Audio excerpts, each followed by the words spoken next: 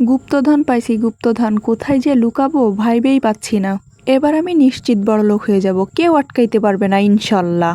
আচ্ছা তা না হয় হইল, কিন্তু আমি একটা জিনিস ভেবে পাচ্ছি না, হ্যাঁ, যে আমার মুরগিগুলো এতটা চালাক হইল কেমনে ভাই?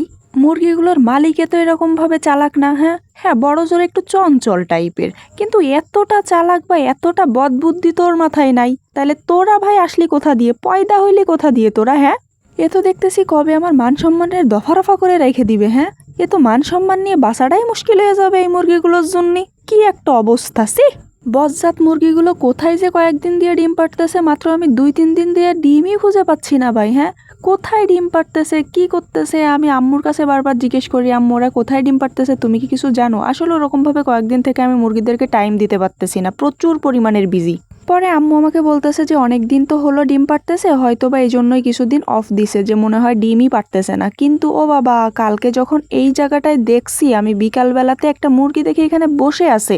এইটা মূলত হচ্ছে গিয়ে আমার কোয়েল পাখির খাঁচা। তো এই খাঁচার উপরে কখনো ওরকমভাবে মুরগিগুলো ডিমও পারে না, আর আমি ওরকমভাবে চেকও করে দেখি না যে এখানে পারছে কিনা, কারণ ওদের জন্য আলাদা ডিমের ব্যবস্থা করা আছে, ওরা ওইখানেই ডিম পাড়ে।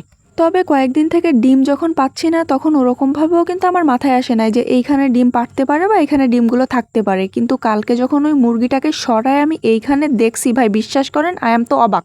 আমি তো পুরাই টাসকে খেয়ে গেছি, মানে এইখানে ডিম পেড়ে এসে রেখে গেছে, আর আমার যে ডিমগুলো যারা নিয়ে যায় তারা কিন্তু মানে বাসায় এসে এসে ফিরে যাচ্ছে যে ডিম নাই ডিম নাই, এলাকাতে পুরো ডিমের অমিল হয়ে গেছে।